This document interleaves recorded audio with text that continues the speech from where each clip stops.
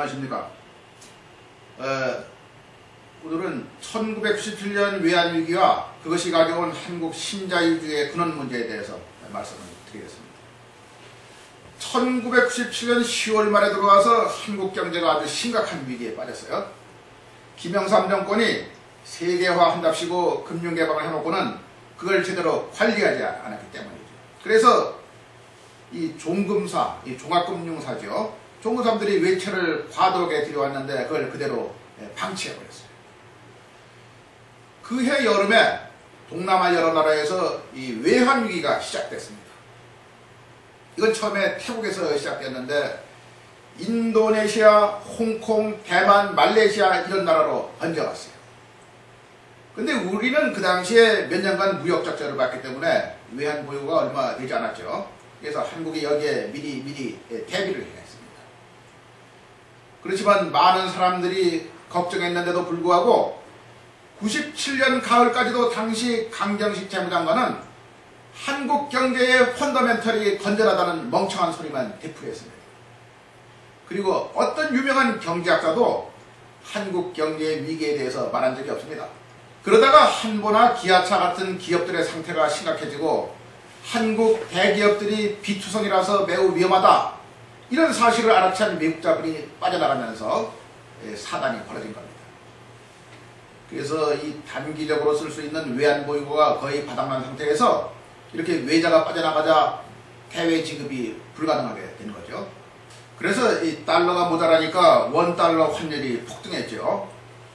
한 1,000원까지 가다가 1달러가 2,000원까지도 올라갔습니다. 그래서 외환위기에 뒤이어서 금융위기가 발생했는데 그러자 한국 경제가 거의 공황상태에 빠졌어요. 금리가 폭등하고 시중에 자금줄이 말라붙어 버렸어요. 그래서 여러 대기업들이 부도가 나고 결국 한국은 굴욕적인 IMF 체제로 갈 수밖에 없었습니다.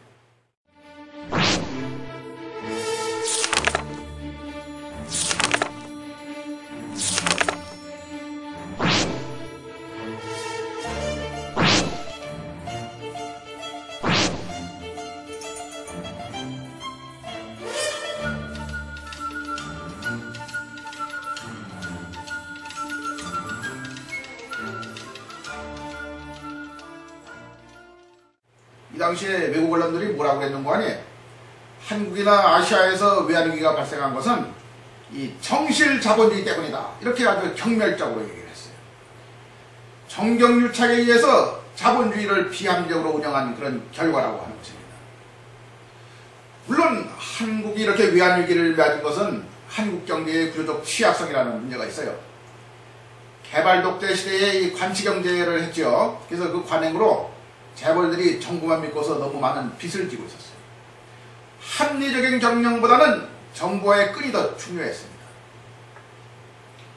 외환 보유고도 매우 낮은 상태에 있었어요. 90년대에 들어와서 노동임금이 급격하게 오르면서 한국 기업들의 국제경쟁력이 떨어져서 무역적자가 계속 됐기 때문입니다. 게다가 김영삼 정권이 OECD에 가입하려고 이 준비도 제대로 안 된 상태에서 무리하게 금융개방 정책을 취했어요. 이거는 선진국 클럽에 들어섰다고 하는 그런 알량한 치력을 보이려고 했기 때문이에요. 이런 점에서 아주 무책임한 한국 정치인이나 관료들의 모습을 제대로 보여준 그런 사례라고 하겠습니다. 그렇지만 아무리 그렇다고 해도 이런 상황을 이용한 IMF와 미국 정부의 태도는 이 지탄을 받아서 마땅합니다. 절체절명의 위기에 빠진 한국에게 매우 악의적인 요구를 했어요. 그래서 한국 사람들을 큰 고통 속에 몰아넣었습니다. 그리고 엄청난 이익을 취했습니다. 아마 수천억 달러는 좋게 될 거예요. 할 수 없이 정부는 97년 11월 21일 날에 IMF에게 구제금융을 요청했어요. 이건 급하게 돈을 빌려서 위기를 모면하려고 하는 것이죠. 그런데 여기에 대해서 IMF가 신자유주의 구조조정이라고 하는 이런 카드를 내밀었어요. 이거는 과거의 중남미 국가들에게 요구한 것하고 똑같은 내용입니다. 그리고 IMF 뒤에서 이런 요구를 하는 것은 다름 아닌 미국 재무부입니다. 당시 한국의 단기 외채는 1,100억 달러 정도였어요. 그래서 외환 보유고의 3배 정도였는데 그래봤자 GDP의 30% 수준이었습니다. 그 당시 경상수지 적자가 급속하게 줄어들고 있었기 때문에 상환하는 데는 큰 문제가 없었어요. 그러니까 단기적으로 달러를 좀 빌려주면 되는 그런 문제였습니다. 따라서 이 구조조정 요구는 절대로 받아들여서는 안 되는 그런 내용이었습니다. 그러나 김영삼 정권은 12월 3일 날에 그걸 그대로 받아들였어요. 당시에 말레이시아가 우리와 비슷한 형편에 있었는데 말레이시아의 마하티르 수상은 그걸 끝까지 거부했어요. 그리고 장자록으로 그걸 해결했습니다. 그래서 한국은 570억 달러의 구제금융을 하는 대신에 이 한국 경제를 신자유주의적으로 구조조정할 수밖에 없었어요. 무역자유는 물론이고 제한 없는 금융시장의 개방, 정리해고제, 공기업 민영화, 재벌이나 대기업의 구조조정 이런 것들입니다. 근데 이 대부분은 단기적으로 외환위기를 넘기는 것하고는 아무 상관이 없는 그런 내용이에요.